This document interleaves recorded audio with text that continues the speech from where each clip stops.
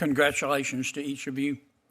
Judge Meriwether, you've been nominated to the Court of Federal Claims, is that right? Yes, Senator. How many motions have you argued in the Court of Federal Claims? I have argued hundreds of motions involving complex civil claims in numerous courts. The Court of Federal Claims is not one of those courts. Okay, so the answer is 0. That is correct, Senator. Okay, how many cases have you tried in the Court of Federal Claims? I have tried a civil case in the district court for the District of Columbia. Most of my cases have been resolved on motions. None of those cases have been in the Court of Federal Claims, although they involve similarly complex matters under civil laws. So the answer is 0. That is correct, Senator. What is the, tell me the grounds for granting a new trial in the Court of Federal Claims? All of the trials in the Court of Federal Claims are bench trials, and the Court of Federal Claims, although it is not bound by the federal rules of civil procedure, its rules mirror those rules when applicable. So it's my understanding that the same rules that would apply in the district court are also applied in that context. But if I were presented with a motion for a new trial, should I be confirmed as a judge on the Court of Federal Claims, I would, of course, consult the rules of court of the Court of Federal Claims. So what are the grounds for granting a new trial? My understanding is that a new trial, you would have to comply with the applicable rules. I know that, but what are they? What are the grounds?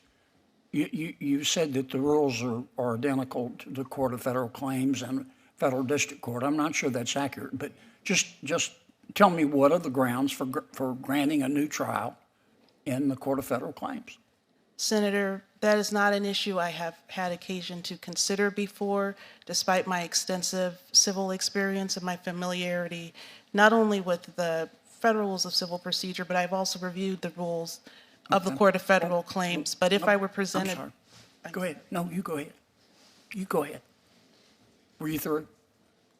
I did not mean to speak over you. That's okay. You go ahead, and I want you to finish your answer. So I would, if I were presented with that question, should I be confirmed, I would, again, consult the rules and follow the precedent. Okay. All right. Let me be sure, Judge, I understand your testimony. Can you tell me one single ground for granting a new trial in either a federal district court or the Court of Federal Claims as we sit here today? Yes, if you misapplied, if there were a gross misapplication of the law, certainly a litigant would argue for anything else? Trial. A federal judicial nominee faces tough questions and fails to answer basic legal concepts. Watch this intense Senate Judiciary Committee exchange as Judge Mayweather struggles under pressure. Legal knowledge, courtroom experience, and fundamental principles are put to the test in this eye-opening hearing. Subscribe for more in-depth political breakdowns and legal analysis. In today's video, we're diving into a tense Senate Judiciary hearing that's sending shockwaves through the legal and political community. A federal judicial nominee, Judge Mayweather, faces direct and pointed questions about her courtroom experience, and her responses leave many questioning her readiness for the bench. Let's break down the full exchange, analyze what was said and what wasn't, and look at the implications. The hearing begins with formal congratulations, but things escalate quickly. Judge Mayweather confirms she's never argued or tried a case in the Court of Federal Claims. Despite being nominated to serve there, her experience in that specific court is, by her own admission, non-existent. So the answer is 0? That is correct, Senator. For a nominee to admit a complete lack of direct experience in the very court she hopes to serve in is highly unusual and troubling. The line of questioning shifts to core legal principles. The senator asks Judge Mayweather to explain the grounds for granting a new trial in the Court of Federal Claims, a fundamental concept for any federal judge. Can you tell me one single ground for granting a new trial?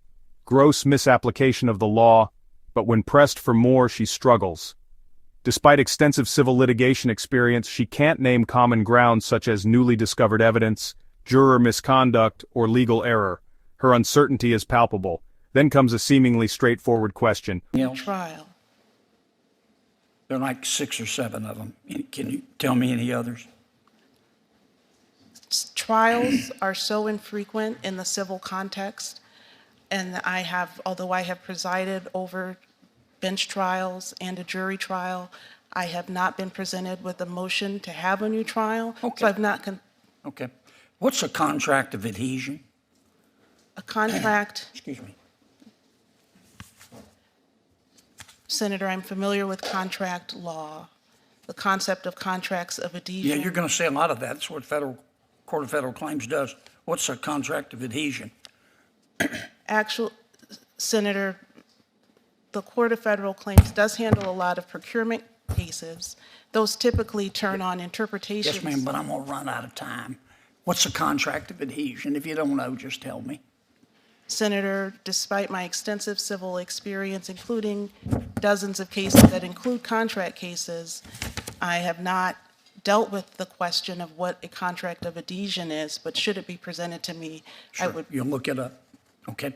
Do you remember? Are nominees being thoroughly vetted for the specific roles they're being appointed to? This isn't about partisanship, it's about competence. Let us know your thoughts in the comments. Was this fair questioning? Should courtroom experience be a prerequisite for a federal judgeship? If you found this breakdown helpful, hit that like button, subscribe for more sharp political and legal analysis, and share this video with someone following the federal courts. Thanks for watching and stay informed.